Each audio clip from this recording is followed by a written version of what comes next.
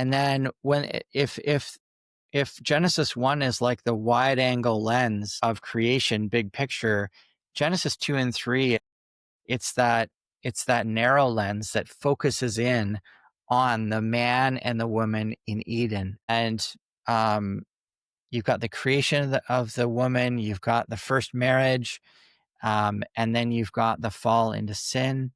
But essentially, you've got that promise in Genesis 3:15 that there's going to be one born in the lineage of the woman who will crush the head of one born in the lineage of the serpent. And the one born in the lineage of the serpent will crush the heel of the one born in the lineage of the woman.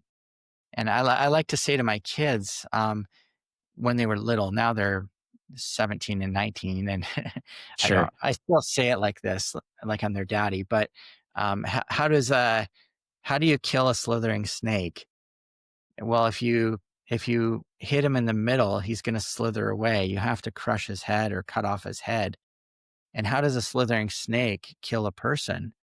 Well, they slither up and bite their heel and inject poison. And if all we had was Genesis 3:15, we wouldn't have the fuller biblical story.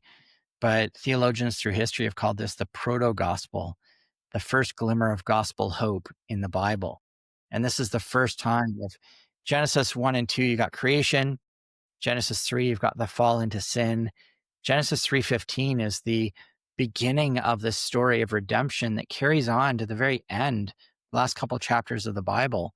And so the bulk of the Bible flows out of Genesis 3:15 and this promise that someone's going to be born in the lineage of the woman who's going to win the victory over, and we say sin, death, and hell in light of all we've learned in the rest of scripture.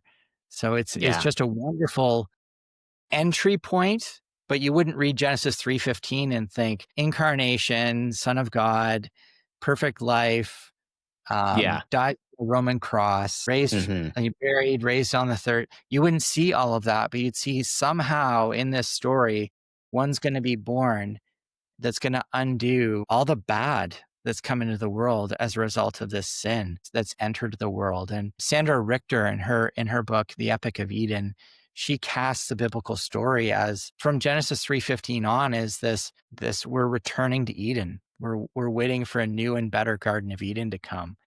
So I love that imagery. I love that book too. I highly recommend The Epic of Eden.